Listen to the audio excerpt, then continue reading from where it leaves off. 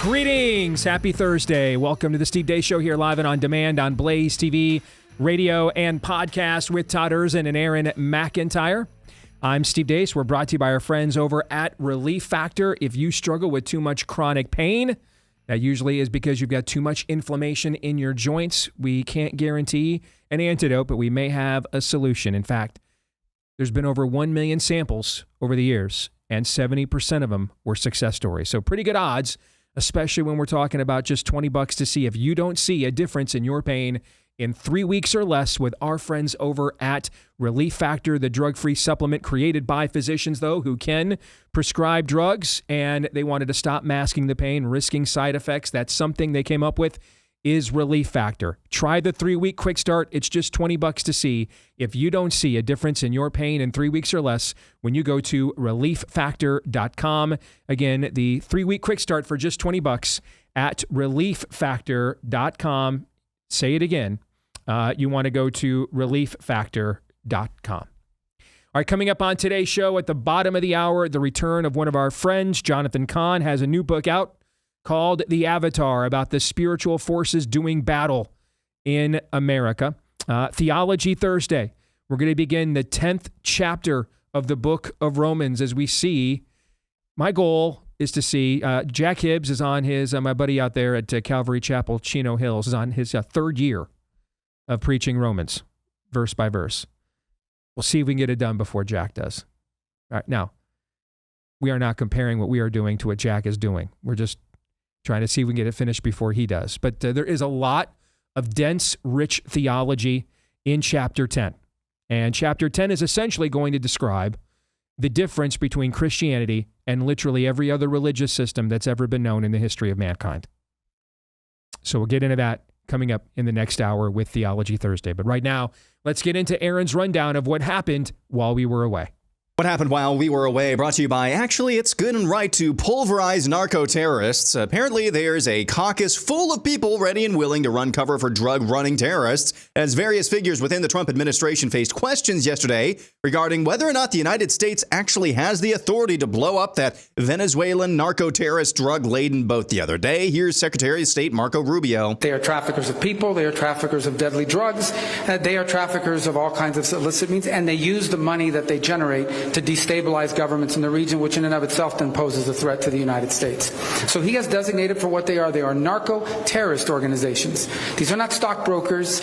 These are not real estate agents who on the side deal a few drugs. These are organized, corporate-structured organizations who specialize in the trafficking of deadly drugs into the United States of America. They pose an immediate threat to the United States, period. If you're on a boat full of cocaine or fentanyl or whatever headed to the United States, you're an immediate threat to the United States. Vice President J.D. Vance visited the victims and families of the Annunciation School shooting in Minneapolis yesterday. He was greeted, of course, by protesters. Nevertheless, there's still one kid that's in very serious condition, and every single family, the family of Lydia, who luckily recovered, but we visited her in the hospital, the family of the two who died, Harper and Fletcher, all three of those families said, please say a prayer.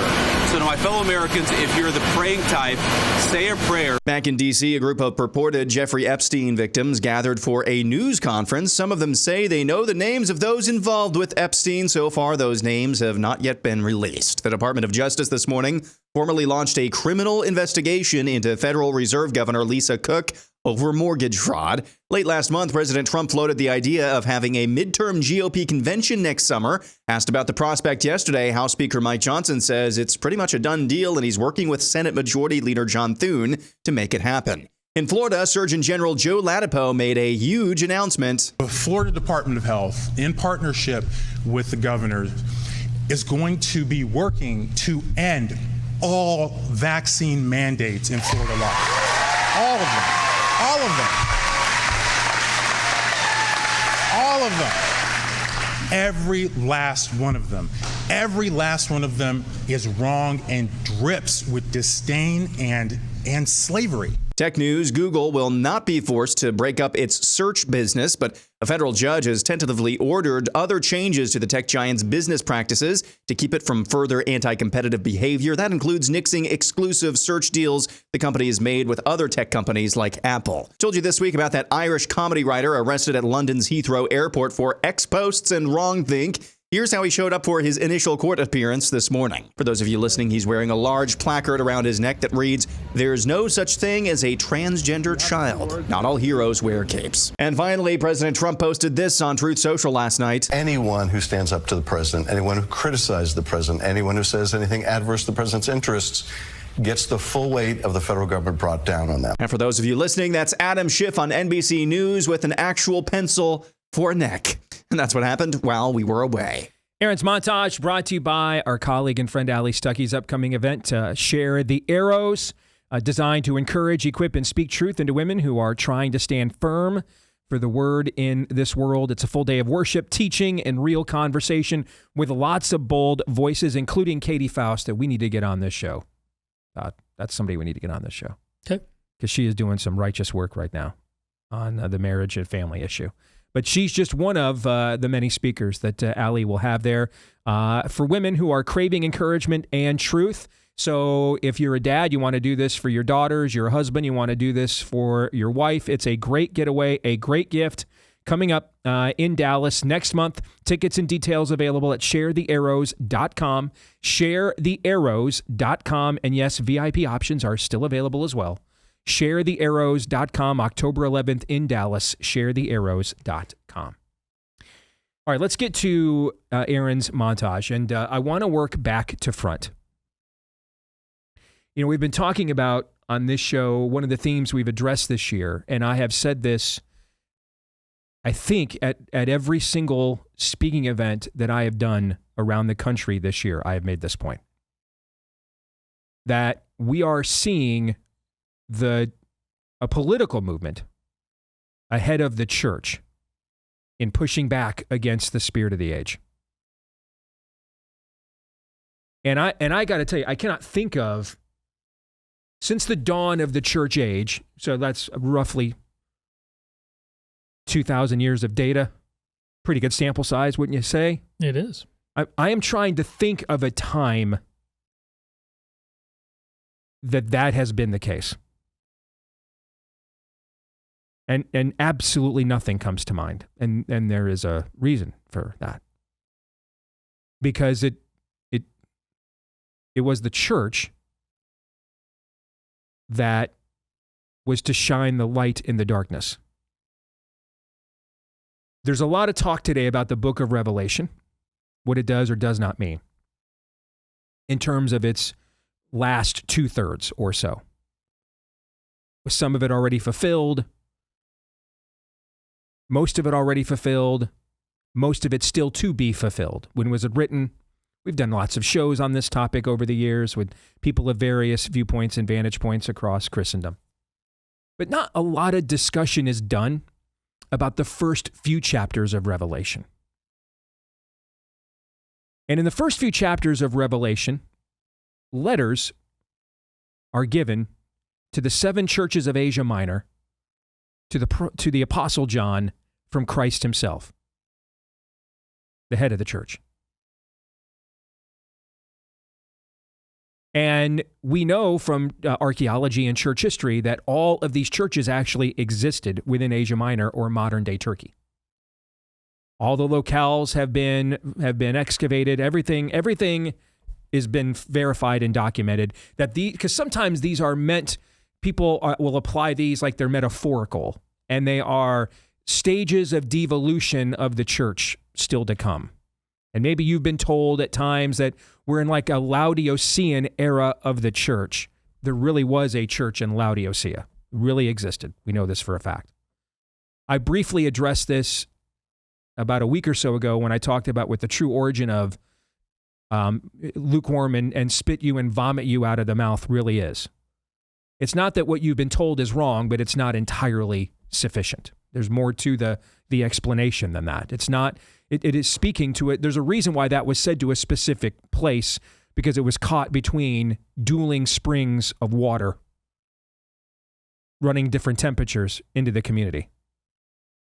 Again, what we know directly out of archaeology. So this wasn't a figure of speech from Christ. He is drawing a specific parallel, a cultural moment that the people that was written to at the time, they would understand what it was he was referring to. It's not a turn of phrase. It's not a rhetorical flourish. It's a literal reference. Like if I referenced we often reference movies or current events or sporting events on this show to help make what we're trying to say more personal or relevant. That is what that is a reference to. It's not a metaphor. It was a real place. And to one of these churches, Christ says something, you and I have talked over the years, Todd, maybe the most frightening verse in the Bible is Jesus says, "Depart from me, I never knew you," right? Mm-hmm. Okay. And in one of these verses, Jesus warns a church, return to orthodoxy, get back on the narrow road, basically, or I will come to you and I will take away your lampstand.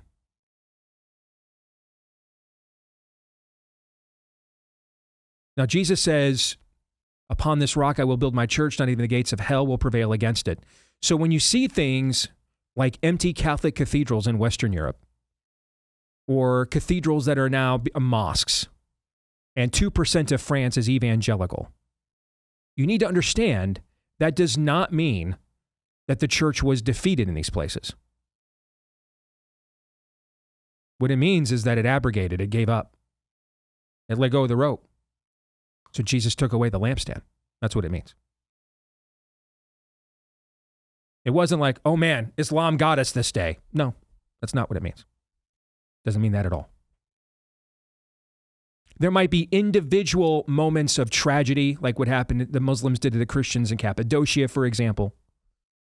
But when you have a systemic loss of the light of the Word of God, it's not that the devil's winning. Oh no, be way more afraid. I've got something to be way more afraid of than the devil. How about the king of the cosmos? Be afraid of that. Be afraid of that. All the devil can do is destroy the body, but be afraid of the one that can destroy the body and cast your soul into hell. Be way more afraid of God than you are the enemy. Way more.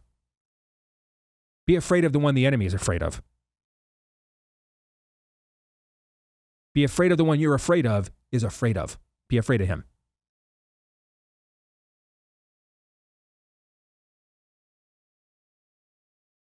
And so we've been making this observation about our own country that largely MAGA influences are way ahead of the church in pushing back on the spirit of the age in our own country, right?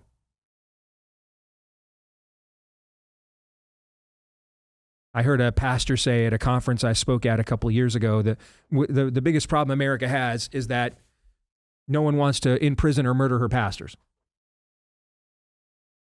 And I think now of the UK, where a comedian whose name I did not even know 24 hours ago, never heard of him in my life.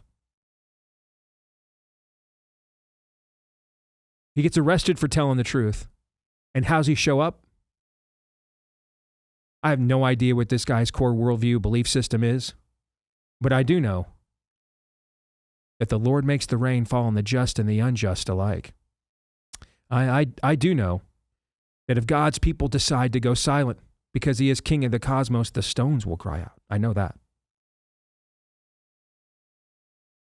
And as Luther once famously said, if he can speak out of the back of a donkey's ass, then he can speak through somebody like me.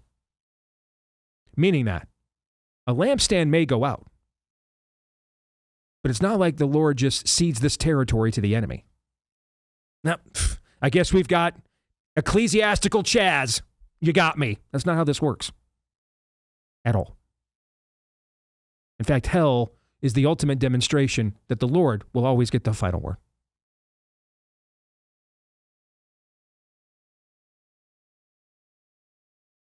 Where has been literally every church in the UK for the last few years? Where are they? There's not one. There's not one John Bunyan. Not one. Not one? There's no one? Maybe some of you are familiar with a course called Alpha. You guys offer this at your church, Aaron? Sounds familiar. Yeah, I've been at the old church we used to be at. I went through it. The current church we're at offers it. It's very popular within evangelical churches. It's essentially an introductory course into orthodoxy for new believers. It's very well done.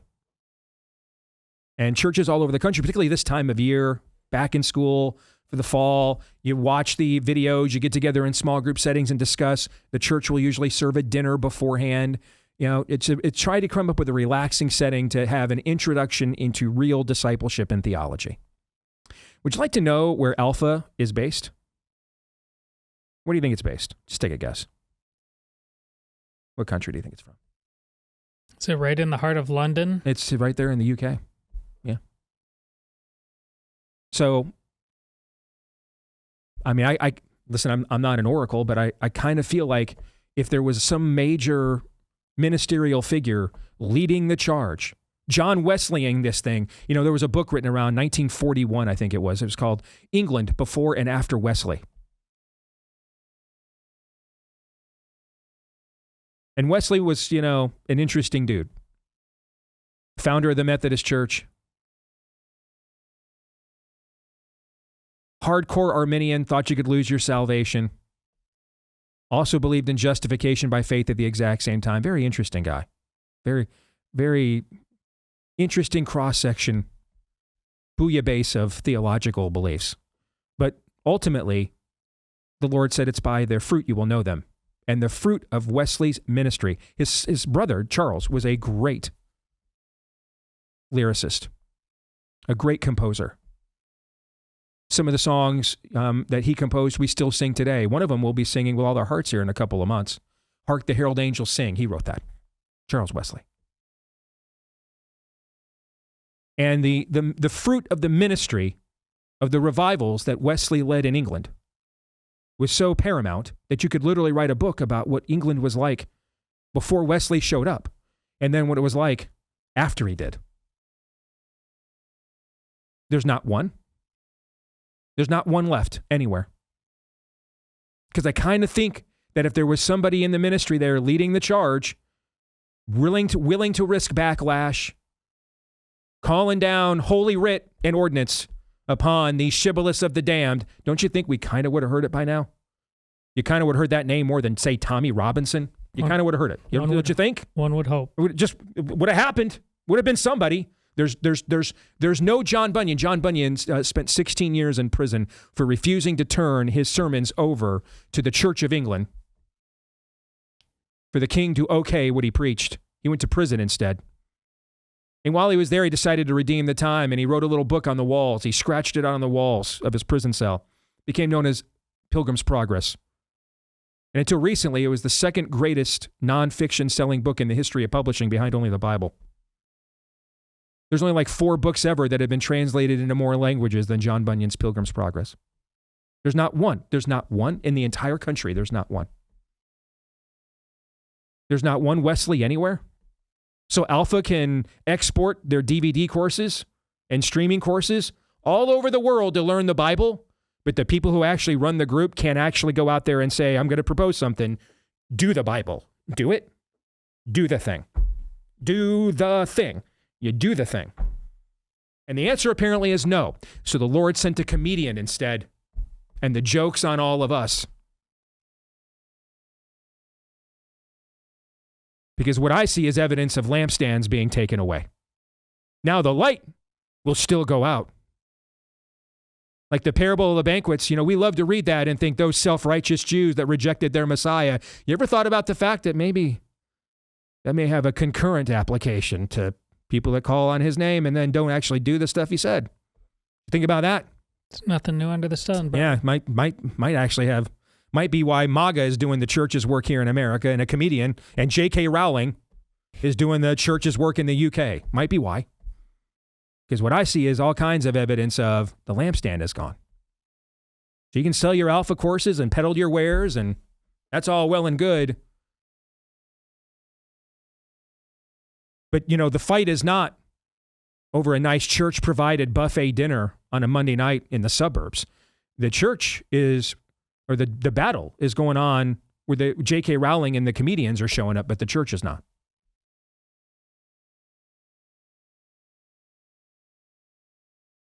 Return to the former things you once did, you once loved, the Lord said, or otherwise I will come to you and I will take away your lampstand.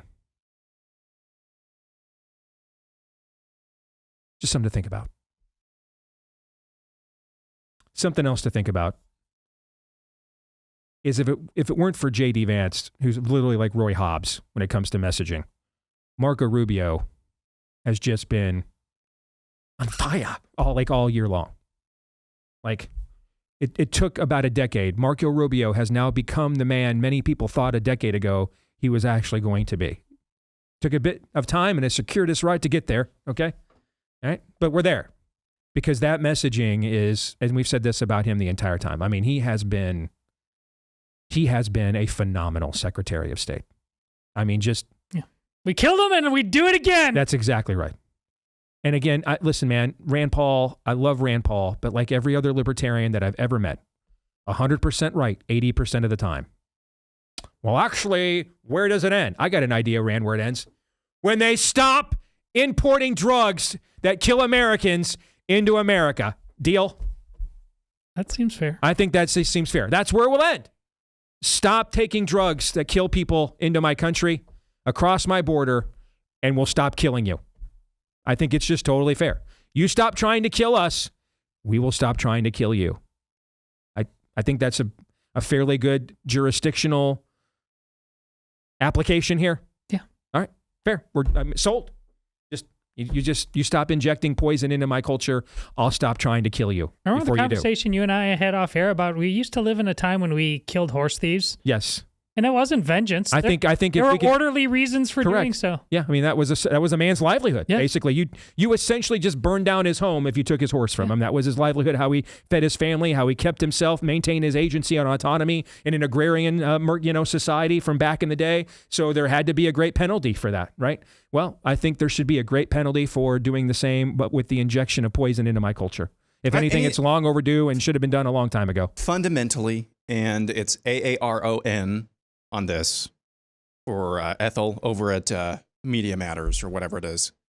Fundamentally, isn't the glue that holds the social compact together, the social contract together at the granular, like down here level, isn't it the promise of violence if you violate that social compact in certain ways? Well, that's why we have a military. That's why we have, armed police. So what is your recourse, Rand? What is your recourse for the injection of poison into this country by people who hate us, who don't value life at any level, whether it's here or in their home countries? What is your recourse for that? This is our sphere of influence.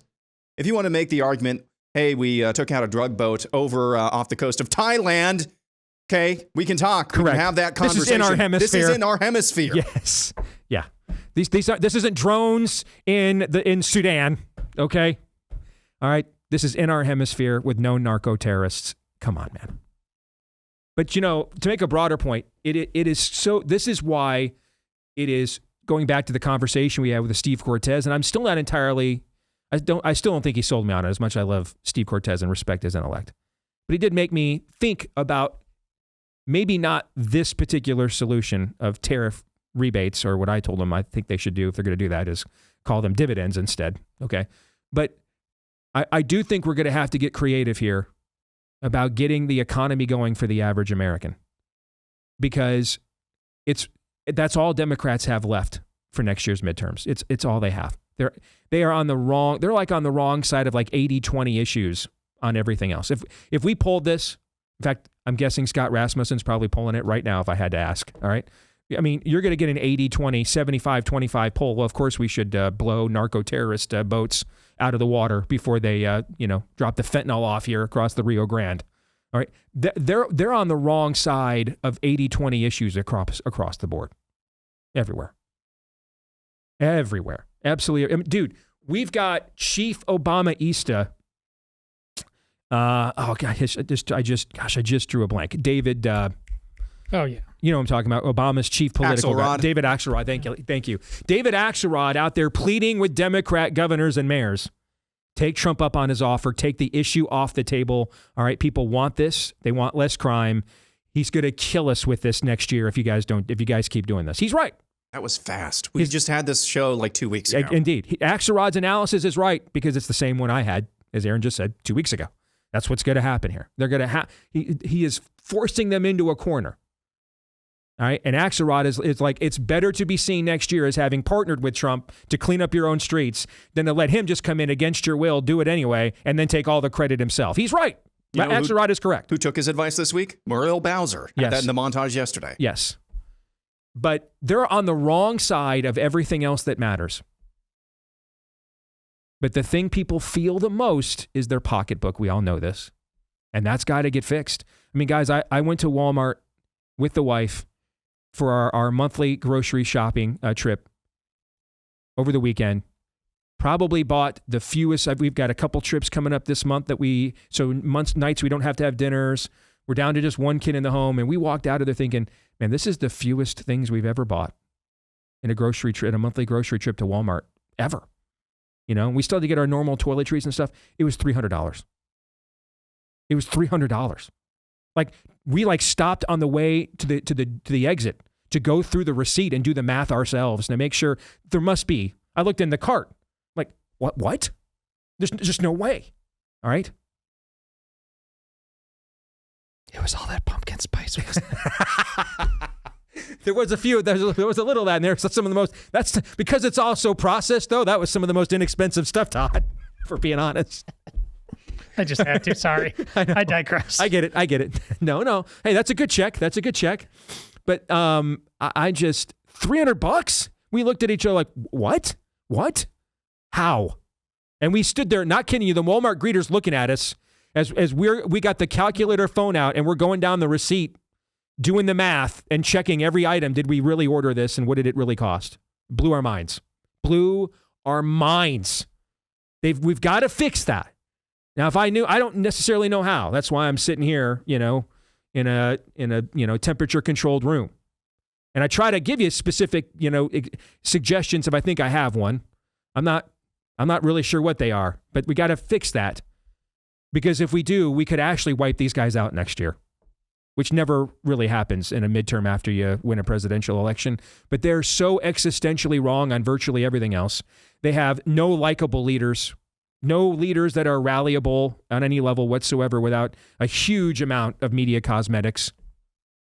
We could devastate these people next year if we can get the kitchen table microeconomy in gear. Got to crack that nut. Because that is all they have left. Because right now, their party are leather daddies who want to inject your kids in utero with every chemical known to man, things you can't even pronounce or don't even know exist. Aren't even sure they are on the periodic table of elements. Every illegal gets to come into the country. None can get deported. Trannies and crime is just a thing we have to tolerate, I guess. Did I exaggerate any of that? No. I literally did not exaggerate any of that. That's none of that's an embellishment. Now, of course, they wouldn't message it that way, but fundamentally, that's the message.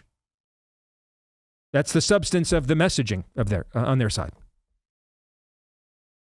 But we've got to get the microeconomy, kitchen table economy's got to get fixed. I mean, it just can't be. I should have taken a picture, except I didn't want to be that guy. I make a good living, all right? I didn't want to be that guy, but maybe I should have taken a picture and posted it online. There's no way what's in this cart is $300. No way. But we added it all up, and at Walmart. Let alone Trader Joe's or Whole Foods. What do they call that place? Whole Paycheck? All right. I mean, let alone those kinds of places where RFK and Robert Malone and all our friends want you to go shopping, okay? I mean, if we can't fix that, then we're in trouble next year, no matter how bad they are on all these other issues. We got to fix that. That's got to get fixed. Jonathan Cahn's going to join us next.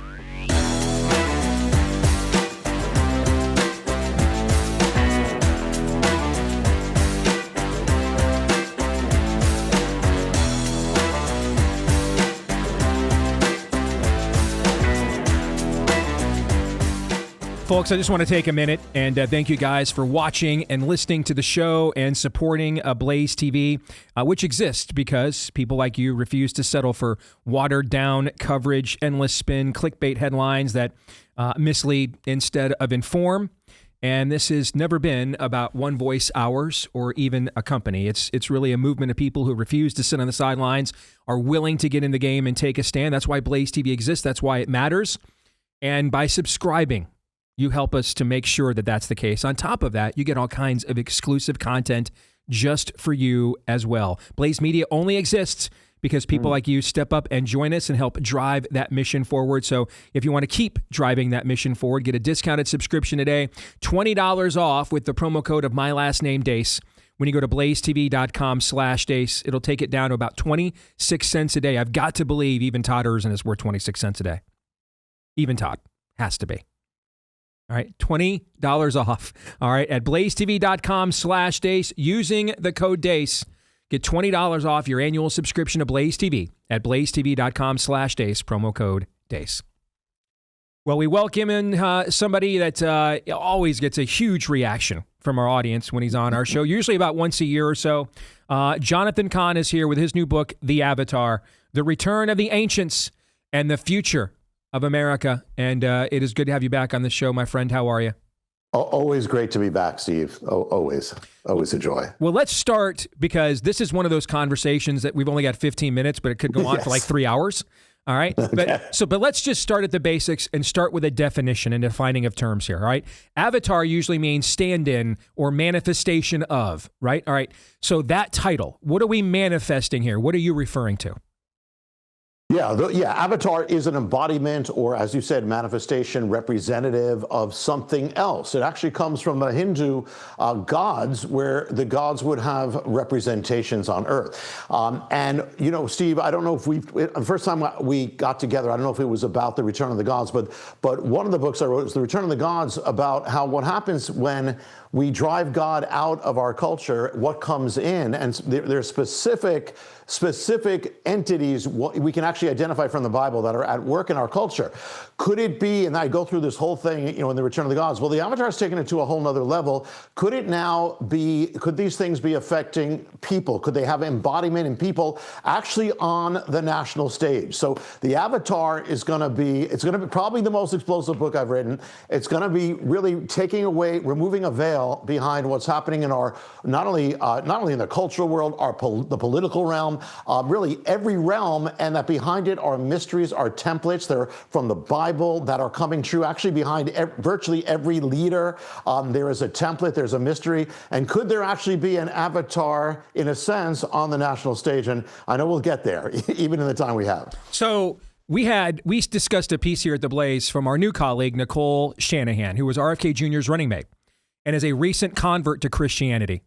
And she, for a decade, every year went out to Burning Man every Labor Day weekend, which is essentially a pagan festival. And what she described that she witnessed there, all right, literal Wicker Man kind of stuff without the Mayday Virgin, you know, inside of the relic. But everything she described, and I walked our audience through this, Jonathan, point by point for an hour in her piece, and I made several historical parallels to old pagan religions. And this is all new here because we're the first country founded and inspired in Christian principles.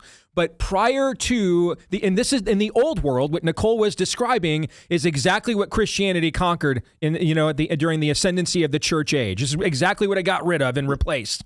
All right, yes. Literal Druidism is what she was describing here. Is that kind of what you talk about in this book, that this is what is returning? We're seeing manifestations of this. Yeah.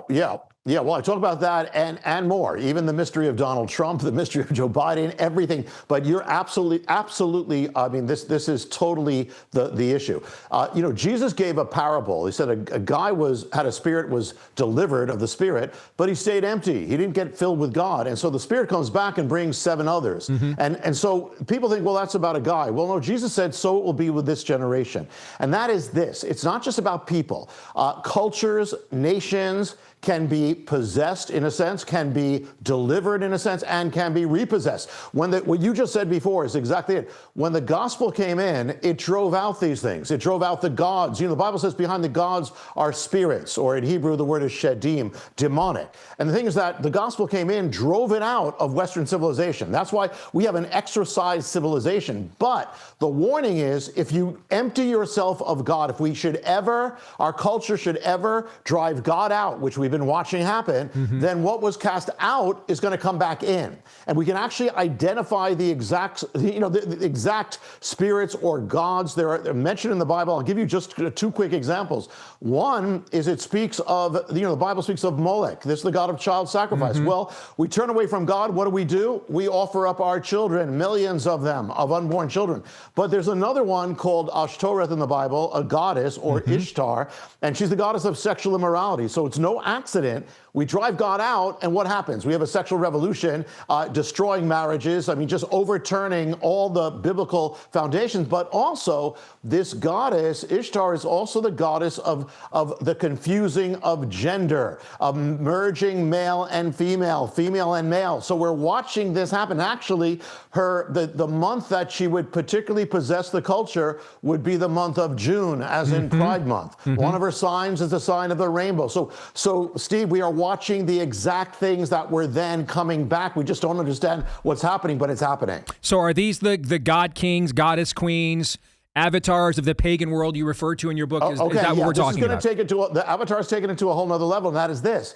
That in the ancient world, you didn't just have gods. In the pagan world, you had the kings or queens were seen as avatars. Like Jezebel, Jezebel, for example. Yeah, Jezebel was linked to the gods, yes. And even more, and also, for instance, the pharaohs. Why they're all dressed up like that? Because they're dressed up as the god they represent. Kings of Babylon were representing the gods. See, and it makes sense because, and you know this because I told you, we watched your movie. It was awesome with our family. And it was about, in a sense, it's real. The thing is that if spirits can possess, and these gods are spirits, can rule the ruler, they can rule the nation. So could it be that for instance, there's a person on the national stage, this is explosive, who actually in effect is functioning as an avatar. Now I can tell you this without giving the name, or I can give the name, depends how far you want to go. But let me give the overall. There actually is a person on the national stage. On the political realm, we all know the person. And according to the Hindu belief of avatars is that the avatars are particularly born into one line, in Hinduism. It's the Brahmins, the priests. Well, there was a person who was born of the line of the Brahmins. Okay, this person has become a major political figure. This person was given a name named after an ancient god. The person was the life of this person, political figure, has followed the mystery of this God. This person, let me get, and it depends how far you want to go. I reveal it in the avatar, of course, but the thing is that this person was born. There's a day on the Hindu calendar where they all worship this god or goddess. They worship this entity. This person was born on that day. And actually, the day that they celebrate the birth of this god or goddess, this person was born on the day of the birth of that one. And this, how far do you want to go, Steve? Because this is going to be explosive. All right. Well, if you're going to tease people like that, you might as well just go ahead and consummate it at this point. But go ahead. Okay.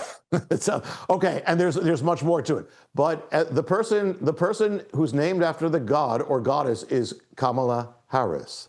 Kamala was born under the line of the Brahmins, was named after the goddess Kamala. Her middle name, Devi, means literally the goddess. Kamala, the goddess. She was born on Sharad Purnima, or when they were celebrating that in India, which is that of the goddess Kamala coming into the world. The goddess Kamala was the number 2 reigning, ruler of the pantheon. So she became the vice president.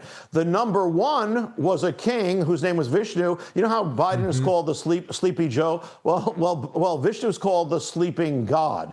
You know, you know how Kamala always laughed at the wrong times?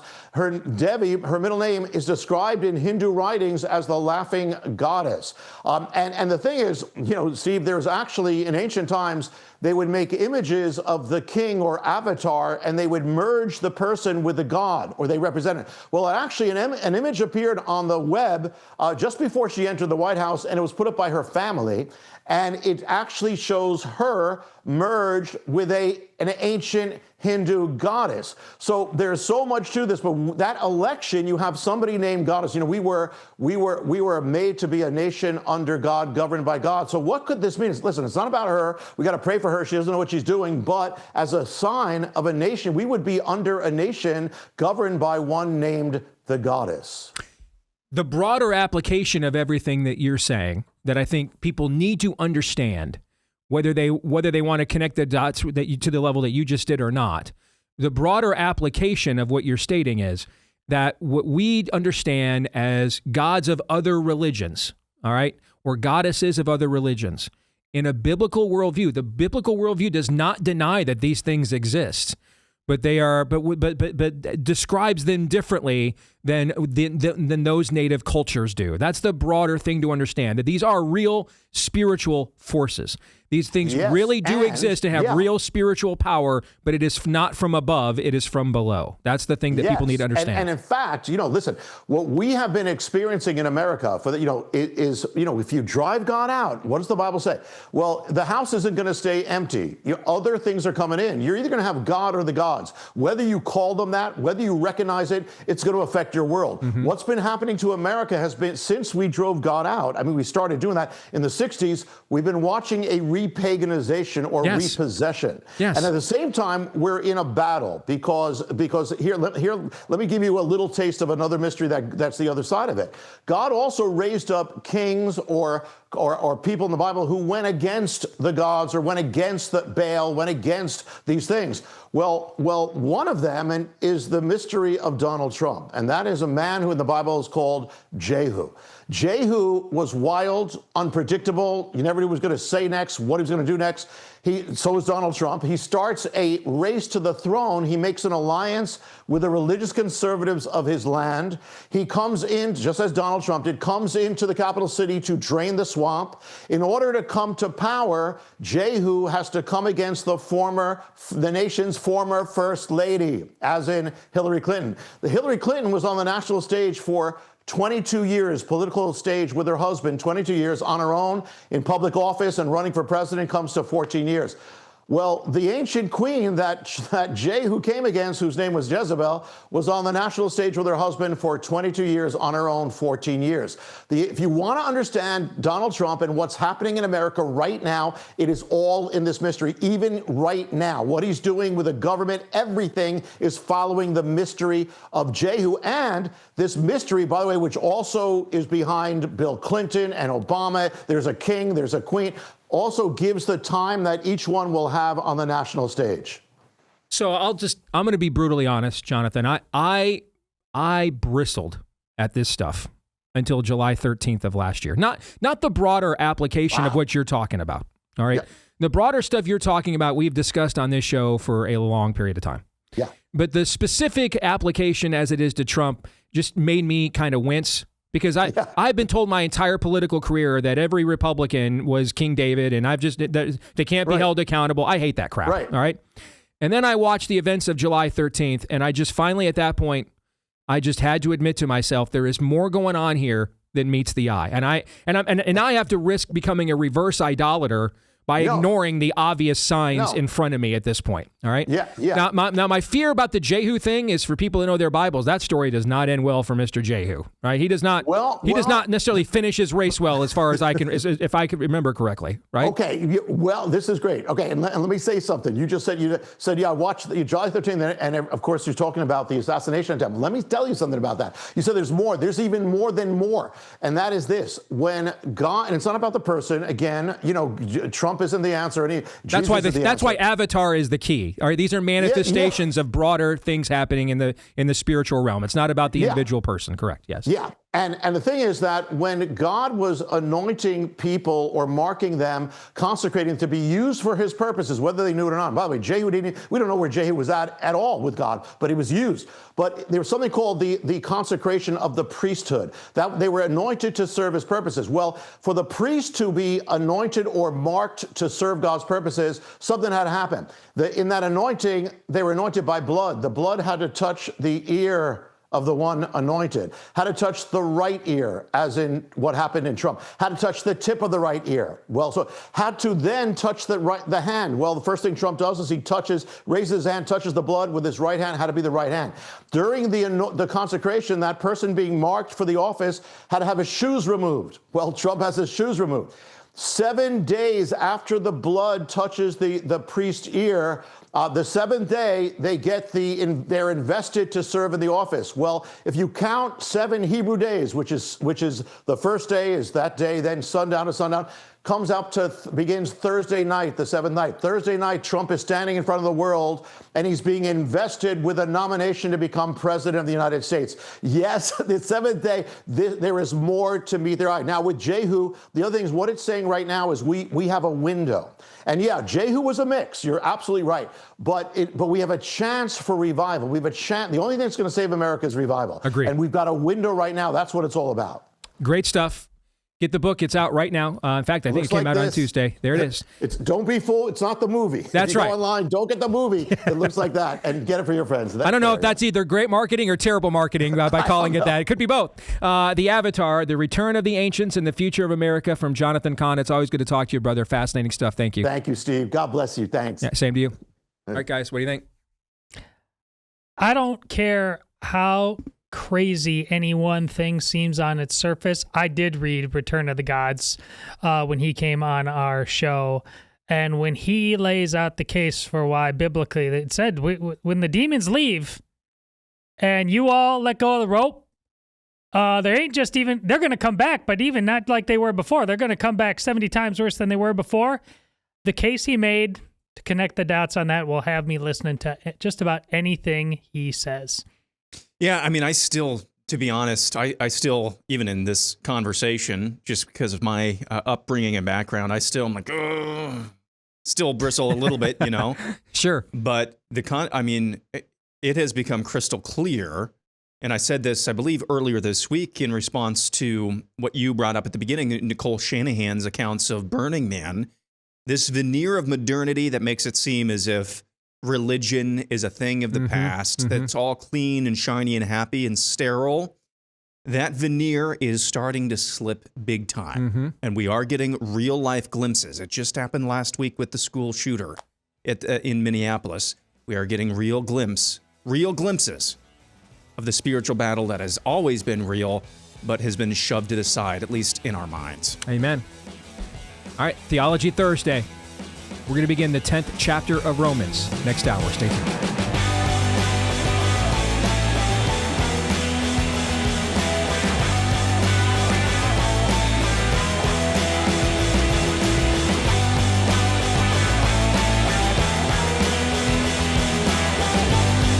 And we are back with Hour 2, live and on demand on Blaze TV, radio, and podcast. Steve Deace here, along with Todd Erzin and Aaron McIntyre and all of you. And we are brought to you by our friends over at Jace Medical. September is National Preparedness Month. A great reminder that it's always smart to be ready for whatever comes our way. Couldn't be a better time to be prepped, to be prepared. I know this is going to be highlighted tomorrow on the Deace Group, but as we have been doing this show live, RFK Jr. has been testifying in the United States Senate. And I'm going to tell you right now, you want to talk about avatars. Like Elijah at Mount Carmel. It's not even an exaggeration. I mean, dude, it's just righteous. He is just smashing shibboleths of the damned. He's calling them out to their faces. He's calling out specific dollar amounts that they've hoarded themselves out right to their faces. Calling them liars right to their faces. There's one thing in particular that he said that when I saw this clip, I choked up a little bit. Quote, we were lied to about everything regarding COVID. We were lied to about natural immunity. We were lied to about the vaccines. They knew from the start none of it was true. We were told there was science behind cloth masks. There wasn't. Now, all the people that did this to us in that body 5 years ago are all still there. So, yeah, you need to take advantage of National Preparedness Month with our friends at Jace Medical. All those people made sure they had hydroxychloroquine and ivermectin, but you couldn't because it was horse paste, of course. But you could have a cancer drug with a black box warning that didn't work against COVID, but did damage your kidneys, maybe. You could have that instead. Make sure you're prepared. Jace has a real-world solution, like the Jace case. 10 emergency medications and prescription antibiotics shipped to your door so you're ready ahead of time. Jace Daily gives you up to 12 months of supply for any of your personal issues that you may need as well. Jace running a huge sale to make emergency readiness more affordable than ever before. So enter the promo code DACE right now at checkout. Enter promo code DACE at checkout, my last name, for a discount on your order. That's promo code DEACE at JASE.com. Promo code DACE at jace.com. Promo code DACE at jace.com. Now, can I do a quick little corollary on the conversation we just had with Jonathan Cahn? Because I think I'm going to pull a John Calvin here and try to answer a preemptive objection that I'm sure exists within some in this audience to what he said about Trump being like an avatar for a Jehu type of figure. Mm-hmm. All right. Whenever this stuff comes up, because I got into this last year when I brought up Trump as a Samson kind of a figure.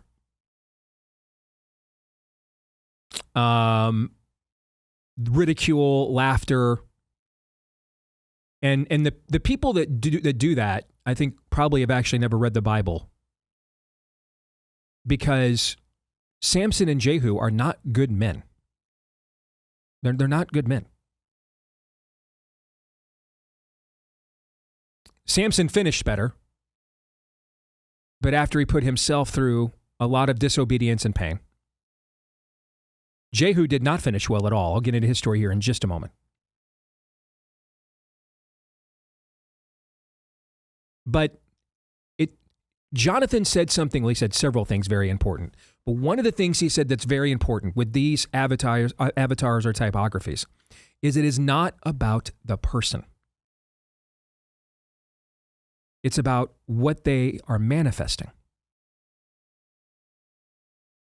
RFK Jr., by his own admission, has, like pretty much everybody else from the Kennedy clan, lived a life of avarice, playboy, womanizing, immorality, right? Yes. But what he is doing in the United States Senate today, as we speak, is just nothing short of prophetic. Because it's not, the whole thing doesn't rest on the character of us as people, but the character and integrity of that which we're putting our faith into. Because none of us are going to pass. All have sinned and fallen short of the glory of God. None of us are going to pass a moral proctology exam. Absolutely none of us are. There is no one within the sound of my voice right now, or has ever lived, or will ever live, other than the Lord himself, the incarnation, that if we did a complete and full frontal and posterior of their lives and thoughts, would come out of this in the black with no red in the ledger. Nobody. And so that's the game. Find the one weak thing and use that as a reason why you don't have to listen to or trust all the other good things. If you do that, you're not a discernment ministry. You're not a truth teller. You're emulating the enemy, the accuser. That is what he does. No, you looked on a woman with lust. In fact, the same woman over and over again at your job, at the gym, at church. So you cannot speak to your children at all, warning them about sexual immorality. That's not how God works. That's how the enemy works. Malignant shame. You can never, ever be None of us are the standard. You can, if you think, and we're going to get into this in Romans 10 here in a minute, if you think you can uphold God's standard, congrats. Here's a cross. Hop on. You can't do it. Only one could. The Lamb slain before the foundations of the world. You're not a discernment ministry. You're not a truth teller. You're not principled. You're a narcissist, actually. And you're drowning in your own self-righteousness.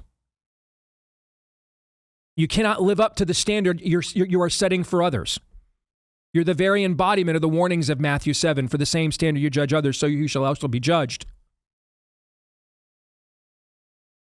That means that doesn't mean we have no responsibility. That means we're libertines. I can just live however I want, be whoever I want, because it's not about me.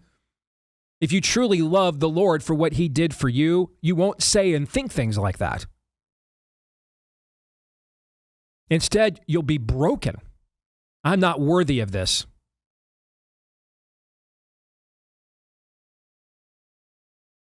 What could I possibly do in gratitude to thank you? That's the attitude you'll have.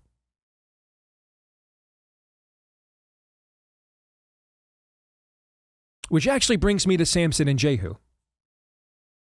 So God calls Samson as a judge to defend his covenant people against the Philistines. And in the midst of this great call, Samson is highly immoral. Highly. I used to joke, my man had a rewards card, a punch card at the Canaanite brothel. Not even a slight exaggeration, frankly. Now, here's the cool thing about being God and being the only transcendent being in the universe.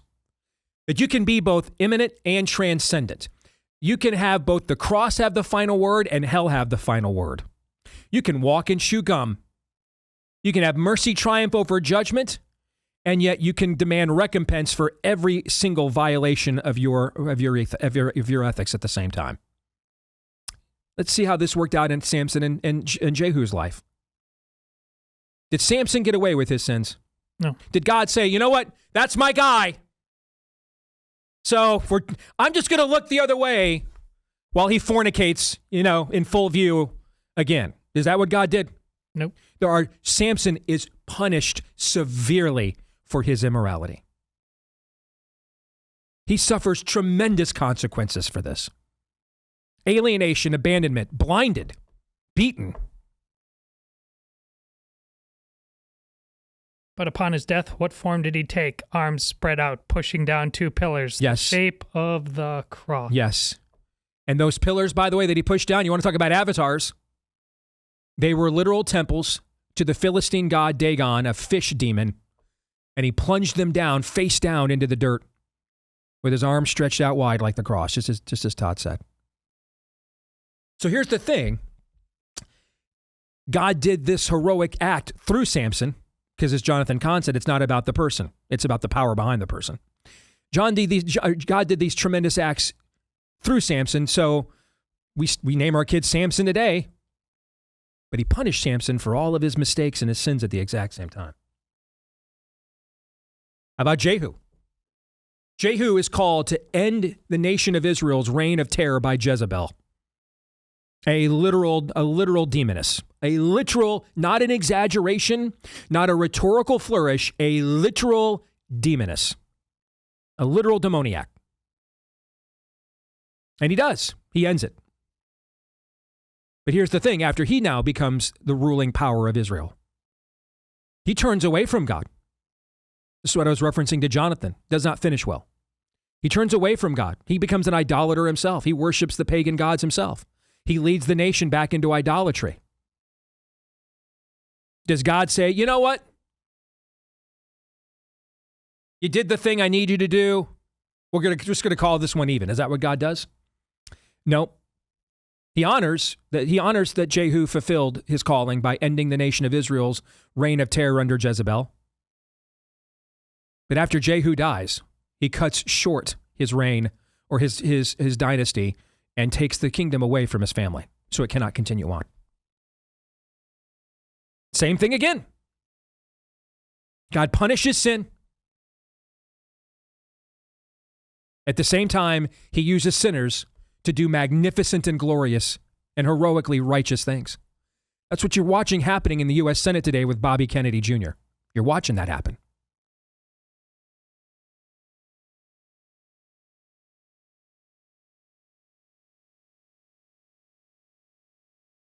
That's what you see every day on my own show with me.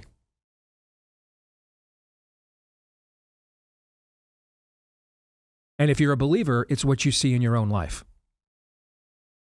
Now, the advantage that we have over Jehu and Samson is we have the cross. So we can now boldly approach the throne of grace. The veil has been torn. There is now nothing between us and God anymore. But when presented this, the nation of Israel had a choice. And in essence, the choice was to see through eyes of faith or to see through the eyes of their national heritage. To see through the eyes of their exclusivity. They could have chosen to say, just as the Lord plucked us out, a nomadic people, a nomadic Semitic people, from nothing and made us a great nation. He has now used the nation that he made out of us to bring forth Messiah for the rest of the world. So the rest of the world can now approach the throne of grace. The rest of the Gentiles now can know the light that we were given. That's the choice they could have made. They did not make that choice. They rejected their Messiah, most of them did. And that's what Paul is going to begin Romans chapter 10 with addressing. We're going to go verses 1 through 4. Brothers, my heart's desire. Now, Paul is a Jew, tribe of Benjamin, former member of the Sanhedrin, the high Jewish council. He was hunting down Christians. So they are quite literally his brothers. Brothers, my heart's desire and prayer for God to them is that they may be saved. For I bear them witness that they have a zeal for God, but not according to knowledge. For being ignorant of the righteousness of God and seeking to establish their own, or self-righteousness, they did not submit to God's righteousness. For Christ is the end of the law for righteousness to everyone who believes. That grace was not yet available for Jehu and Samson, but it is for us. And like Jehu and Samson, you and I have done exactly zilch to deserve this. Nothing. Absolutely nothing. For Christ is the end of the law for righteousness to everyone who believes. The end, the end. What are Christ's final words at the cross? It is finished. It is accomplished. What is finished? What is accomplished? The law is fulfilled.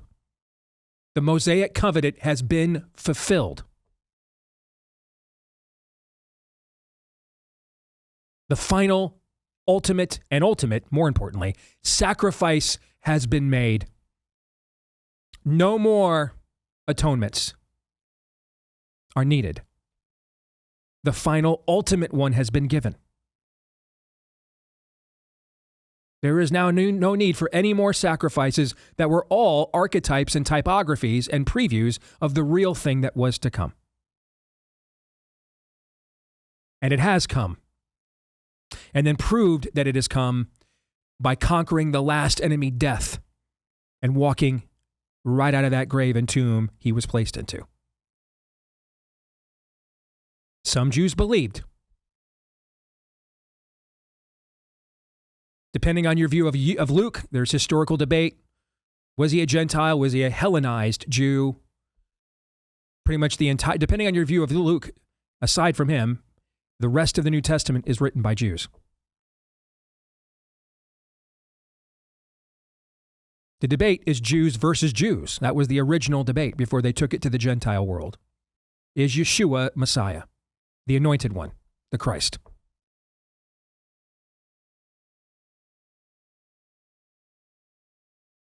But the struggle here means we have to give up what we think makes us special. And that's just not a question and a dilemma for a first century Jew.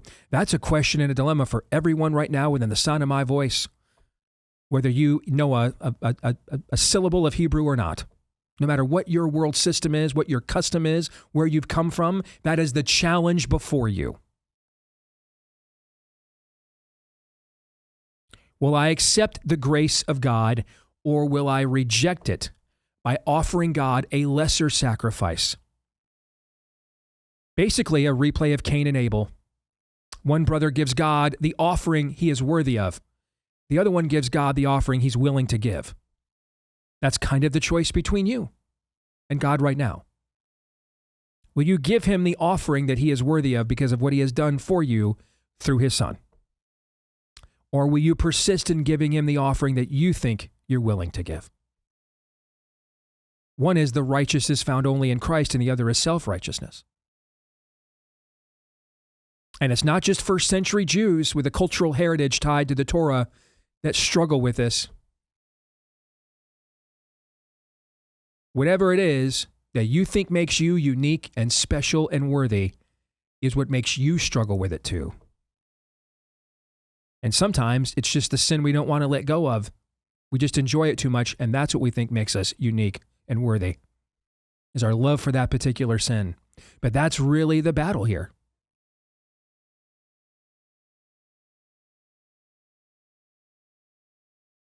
While I'm same-sex attracted, I'm married to my wife or my husband of the same gender. And so God must accept me the way that I am. Why? Who are you? What qualifies you to make such a statement? Tell you what, you prove your worth. I think this is just only fair. You hop up on that cross. You endure the pain, torment, torture. We'll put you behind a 2,000-pound tombstone, and then we'll just sit by and wait on the third day for you to roll it away and walk out in the flesh, still alive. I think that's a fair trade, right? If you can pull that one off, then you can keep your same-sex partner and demand that God conform to you. I think that's only fair. It's a good baseline. I think that's, Aaron, is that a fair offer? You pull that one off? I think so. You pull that one off, then you've proven your self-righteousness is indeed righteous. So hop on up. And here come the nails. You take them. You take the cat o' nine tails that tears your skin apart in the back down to the mucous membrane. You do that. And then we'll wait and see on the third day. We'll watch you walk out of the tomb. No. Well, then you're not worthy of making such a claim. You're not worthy of making such a demand on God. He's not making any demands on you. He's trying to free you from that which you are a prisoner to. And I love the way that these verses are worded here by Spurgeon. And it's so apropos to all the anti-Semitic crap we are being subjected to right now. Quote, in response to these 4 verses in his own preaching, Spurgeon said, "Let this be our heart's desire and prayer to God for Israel. Sorrows upon sorrows have come to the Lord's ancient people even down to this day, and they have been scattered and peeled and rented and torn in almost every land. Who does not pity their griefs and woes? Let it be our heart's desire and daily prayer for Israel that they may be saved through faith in the Messiah, whom they have for so long rejected." That's very similar to the heart of Paul in the last 2 chapters that we have studied here in Romans. Now, here's what you need to understand about Spurgeon. Spurgeon detested dispensationalism, detested it. In fact, he was preaching during its initial ascendancy. He went after John Nelson Darby, largely considered to be its modern-day founder, went after him. By Spurgeon's own words, I went after John Nelson Darby, and I am quoting, quote, in wrath, in person and in print. That's a quote. That's a quote. He detested it, in fact. He was a hardcore Calvinist, a hardcore covenantalist. Thought the Mosaic covenant was fulfilled at the cross. We're now in the new covenant. Now, he was open. He was a pre-mill. He was open that in the future there would be one final harvest of the Jews returning home to Messiah before he returns.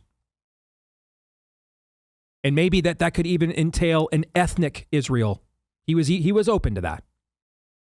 But the idea that there is a separate salvific plan for Jews, they're on a separate eschatological timeline of everybody else, God has just set them aside. He rejected all of those tenets of dispensationalism. He hated. And yet, let me read his words again.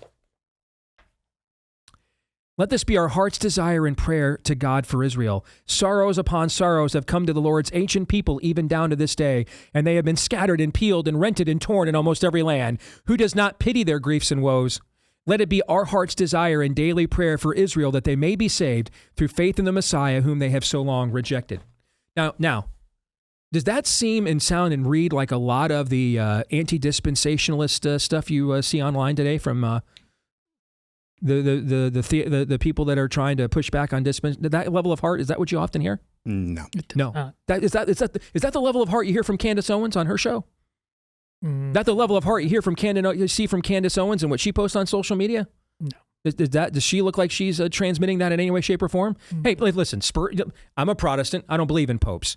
So let's not name Spurgeon Pope. Let's go back to the apostle. I'll ask the same question again. Brothers, my heart's desire and prayer to God for them, Israel, is that they may be saved, for I bear them witness that they have a zeal for God, but not according to knowledge. For being ignorant of the righteousness of God and seeking to establish their own, they did not submit to God's righteousness, for Christ is the end of the law for righteousness to everyone who believes. Does that sound like a Candace Owens podcast? It does not. A Candace Owens social media post? No. How about a Nick Fuentes rant? Does that sound like that? No. No, it doesn't, does it? That's how you know, by the way, these folks' issues aren't with dispensationalism, with Jews. That's how you know. It's a false objection. Because here's a guy, Mr. Spurgeon right here. Mr. Spurgeon was treating dispensationalists like heretics in the 19th century. He was going toe-to-toe with them right when they were ascending. And it came out of his country, England. That's where Darby came from.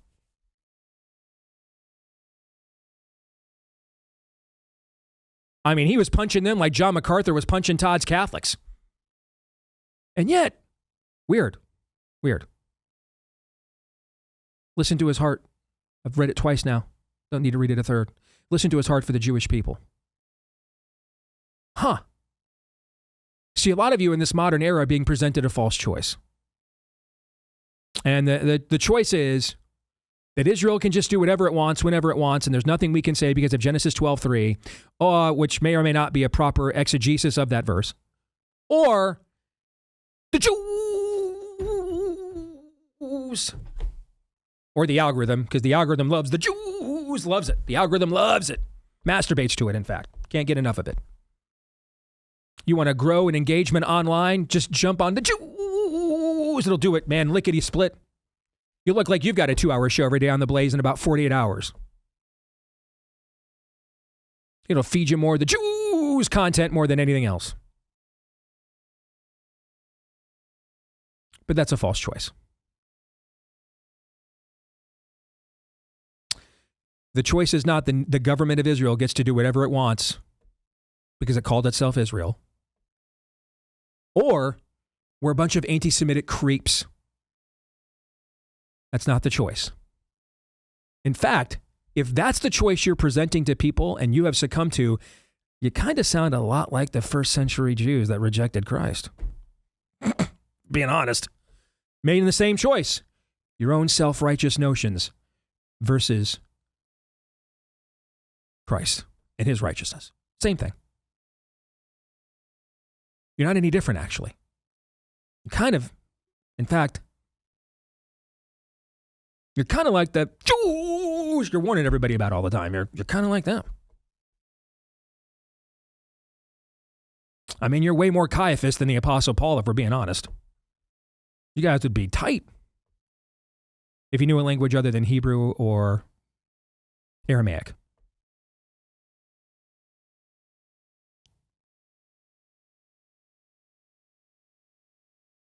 Skipping to the end of this, just to prove my point. We'll get to this more later in this chapter. But Paul says, to further his point, where is it? Oh, I missed it. Forgive me. I had it circled and I lost it.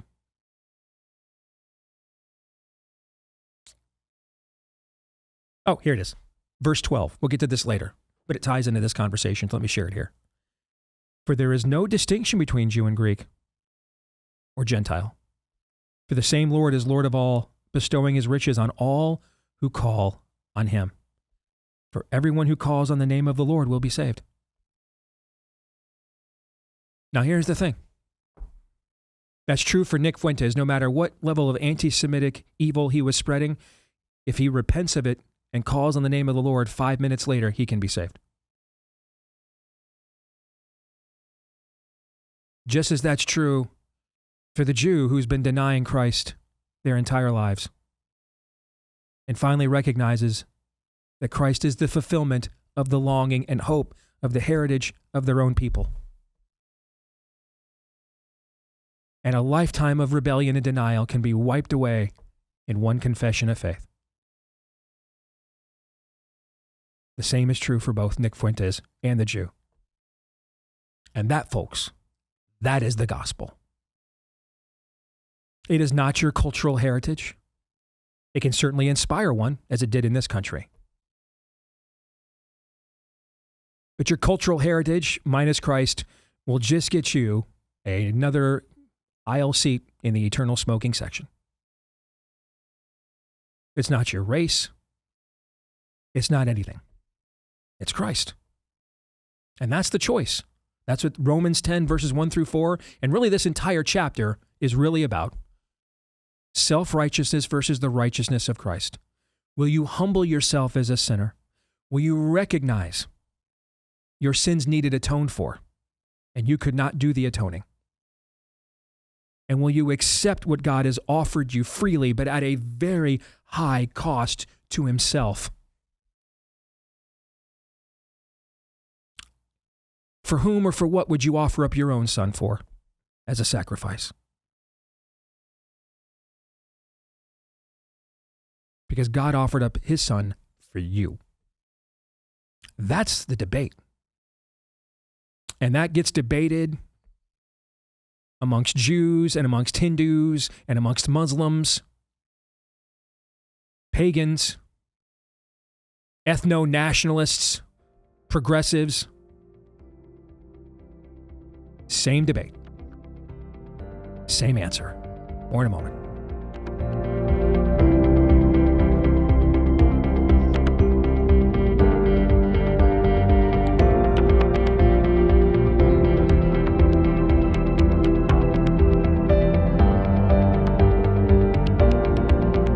All right, back here on the Steve Deace Show, and we are brought to you by our friends over at Real Estate Agents I Trust, because in these, Todd, get ready, unprecedented times, Bing.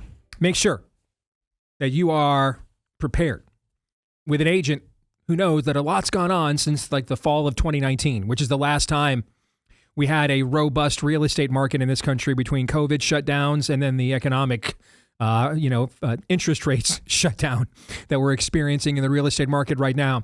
So whether you've got to get across town, you got to get across country, you want an agent whose track record of success has been fully verified and can earn your trust so that you'll be recommending this agent to the people you care about for years to come. If you want an agent just like that, go to the place where the name says it all. We'll get you started there right now today at realestateagentsitrust.com. Again, that's realestateagentsitrust.com. All right, Todd and Aaron, going to turn this conversation here, the first 4 verses of Romans chapter 10, over to y'all. And Aaron actually asked to go first. He almost never does that. So that means he's got something, he's going to drop a bomb on us. So go ahead, Aaron. Yeah, I just really appreciated R.C. Sproul. I mean, I've appreciated all of his exegesis pretty much so far, but I think the last sentence of his commentary on these verses sums everything you just articulated in 30 minutes in that last segment. I think it sums it up into a very pithy one sentence, and I think it's something when we get to that part. I think it's something that we will probably, a phrase that we will probably incorporate or should incorporate in the future of this show's lexicon. But we'll begin here. Sproul says at the beginning of Romans 10, Paul reaffirms something he stated earlier. Brethren, my heart's desire and prayer to God for Israel is that they be saved. For I bear them witness that they have zeal for God, but not according to knowledge. Sproul writes, his heart was heavy because he loved his kinsmen, and his deepest desire was that they would all be saved. We talked about this back, I think, at the beginning of Romans 9 or a late part of chapter 8. Sproul writes, he recognized that they were zealous for religion. They never missed the meetings in the synagogue. They had a zeal for God, but their zeal was based on ignorance. A fanatic is somebody who loses sight of where he is going, but redoubles his effort to get there. He is full of zeal, but he has no knowledge or understanding of that for which he is zealous. Paul wrote in Romans 1 that God has revealed himself clearly to everyone in creation, but people suppress that knowledge and exchange it for a lie. They serve and worship the creature rather than the creator. Paul announced judgment on the human race, not because it is given to atheism, but because of false religion. Mm-hmm. The judgment of God is provoked by religion in which the object of devotion is an idol, where the truth of God is swapped for a creature. God alone is worthy of our adoration, devotion, and service. When Jesus appeared on the scene, the most zealous people in Jerusalem were the Pharisees and scribes. They spent their lives pursuing righteousness. A Pharisee was a quote-unquote separated one. Pharisees were consecrated to the pursuit of righteousness, but when true righteousness came in their midst to redeem them, they killed him. They were looking for justification by works, so they stumbled over Jesus. They did not realize they were required to give up any claim to merit and all boasting and say, nothing in my hand I bring, simply to the cross I cling. Amen. They were zealous, but not according to knowledge. Verse 3, for they, being ignorant of God's righteousness and seeking to establish their own righteousness, have not submitted to the righteousness of God. Paul's kinsmen had sought to build their house on the foundation of their merit and goodness. That's how they wanted to do it, and how we all want to do it by nature. Grace is for the weak. He wanted to, let's go on to verse 4. They have not submitted to the righteousness of God, Paul says. For Christ is the end of the law for righteousness to everyone who believes. Almost every Sunday, Sproul says in his church as he wrote this, we read one of the 10 commandments in the liturgy of our worship service. We do so because if we don't listen to the law, we'll never see our need for the gospel. The goal and purpose of the law is Christ. God did not give the law as a way for us to attain status in his family. The law was given to show the righteousness of God. Mm-hmm. It was given so that we can see the perfect righteousness of God and by comparison see ourselves, warts and all, in despair of our own righteousness. The law sends us rushing to the cross and running for grace. The law exposes our sin, and anything that exposes our sin screams our need for the Savior, whose righteousness alone can justify. Paul said that this is the tragedy of the people he loved. They had missed it.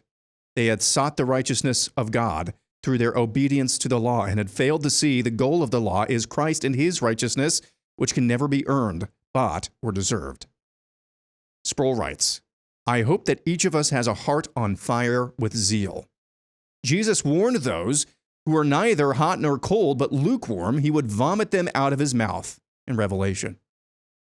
He wanted his people to be filled with zeal, but zeal according to knowledge, zeal that is informed by his word. And this is the key sentence here. The fire in our hearts is not simply heat, but also light, which comes from God's word. I immediately thought in my memory bank in college, when I was a freshman, there was a senior student in the media track. He came in to talk to us, but he was a very talented videographer, a very talented editor. He was also a blogger. And I kind of followed, like I said, he was a senior when I was a freshman. I kind of followed his work and his blogging. after he left school, and he slowly but surely fell into heresy. But he came back, I think my junior year, he came back to campus to attend the film festival. And I was managing the student radio station at that time. And he had really fallen off the cliff, I thought. But here he is, as a proud alumnus of this private Christian college. And I recognized him. I went over to him. I introduced myself. And quite frankly, I gave him a piece of my mind about what he had been writing. And I just basically told him, you're a heretic. And I could tell he was taken aback. I had a lot of heat, but I didn't have a whole lot of light for him. There are situations where you do need a smack in the face. But I came to find out that this is not the type of spiritual or just straight up abuse that snowflakes talk about, but he was involved in a sect of really hardcore fundamentalism that I do think actually was not spiritually profitable and bordered in abuse. And I did not know that about him. I didn't know that about his history. I didn't understand that till years later. And I think his rebellion was born out of that. Mm-hmm. Doesn't justify it, but had I known that, I might have, and really I should have probably, I've always looked back at that opportunity, and I should have been a little bit more light and not just heat.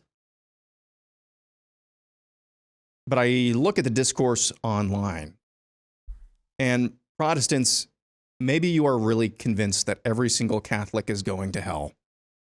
I'm just telling you that leading with the heat and not having light is not the way to go if you're trying to really witness to Catholics, if you think you're witnessing to Catholics. I see a whole lot of heat. I don't see a whole lot of light.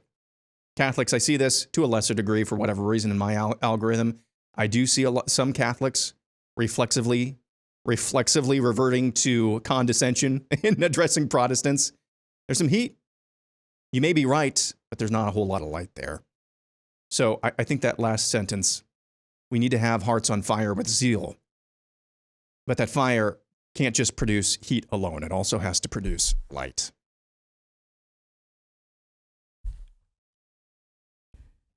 That's phenomenal.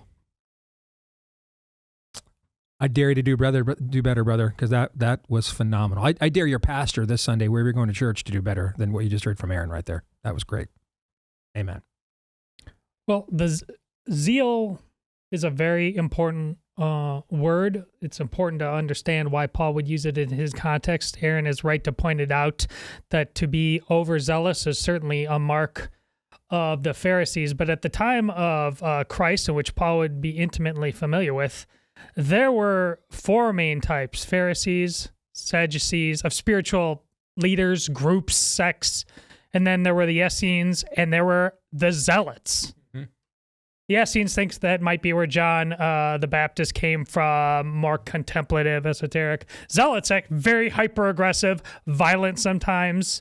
So this word is powerful, that in your face, look at me kind of thing. To keep that in mind, and I'll wrap it up at the end, but Dr. Hahn writes, Paul says that his unbelieving kindred are unaware of the righteousness that comes from God. Again, reminding you all the way through, righteousness, conformity to a standard or norm. That's what it means. Righteousness is the gift of membership within the covenant, the grace that transforms sinners into sons and daughters of God. Those preoccupied with pursuing righteousness by careful observance of the Torah were refusing to acknowledge the greater righteousness accomplished by the Messiah.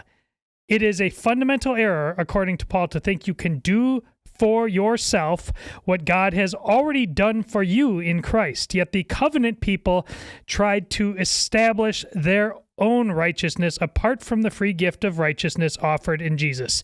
Inasmuch as many withheld belief in the gospel, Paul can say they did not submit to the righteousness of God. That is, they declined to accept the saving work of God in the dying and rising of the Messiah. Now, I read that, and I have a little bit more to go, but I think Steve and Aaron would say that almost that could be word for word in anything. I think Spurgeon and Sproul would say almost verbatim that exact same thing. Because yet, ultimately, we do, as Catholics and Protestants, we do depart. That verse 4 serves as the thesis statement for the unit stretching from 9:30 to 10:21. It sums up for Paul the all-important truth that many among the Jewish people had yet to accept, that Christ is the end of the law. Essentially, the difference between Judaism and Christianity boils down to this conviction. That said, Paul's exact meaning is not immediately clear. The critical question is whether Paul is asserting continuity between the Torah and Christ or advocating discontinuity between the Torah and Christ. Is Jesus the goal and fulfillment of the law, or does Jesus signal the expiration and termination of the law?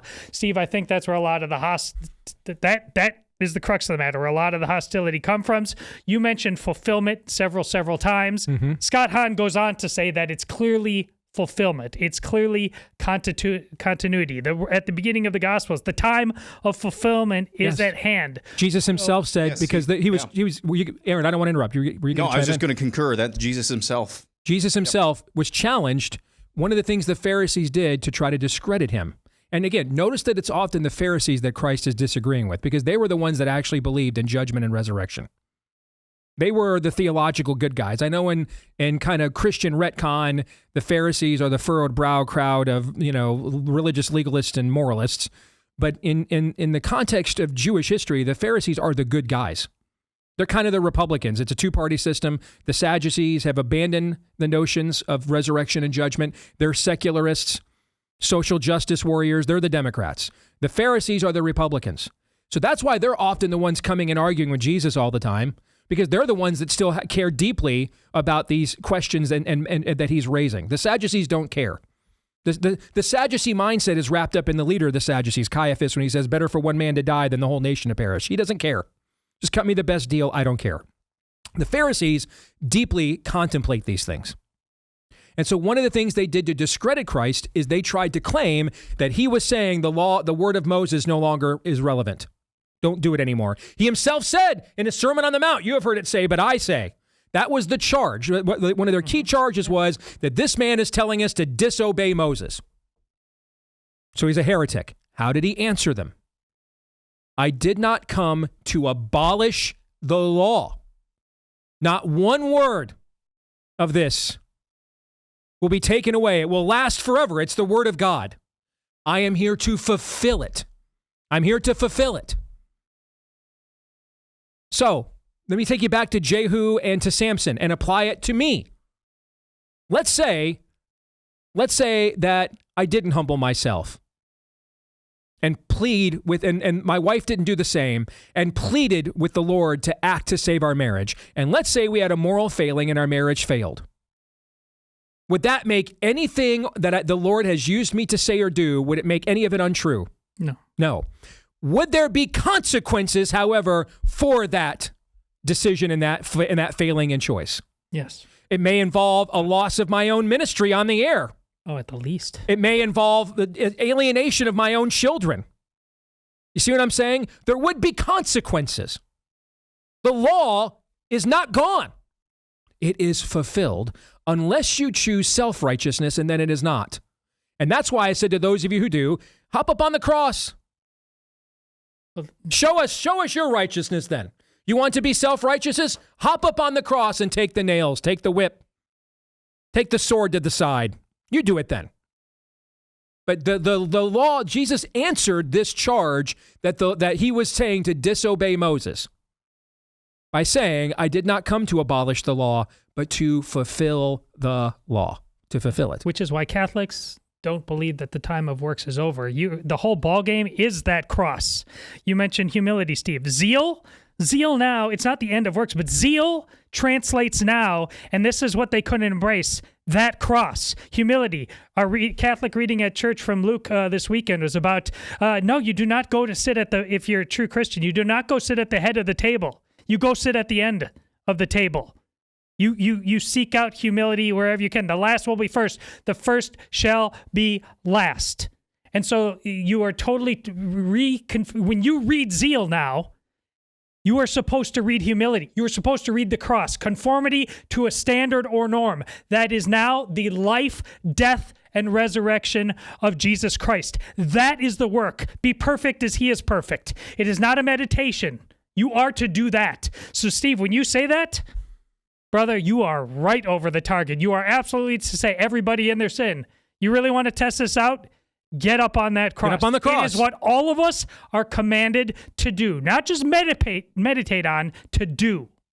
Now, this is then where we do break into a Catholic and Protestant argument, which is, do those works produce faith, or is my faith given to me as the free gift of grace is what compels works? And that's the whole debate going back to chapter 1 on this, on justification by faith or by works. But let me say this, and we did have that debate when we started this thing with chapter 1 and we got to it. We're in an era right now where a friggin' comedian is doing more to stand up to the spirit of the age than the entire Church of England, whose head is King Charles is an Islamic simp. I have no idea what the Alpha Ministry has done one singular thing to stand up to the spirit of the age, although they're selling how many copies of their DVD series to how many churches all over the world. See, you're not afforded the luxury of debating the issue of justification by faith or by works,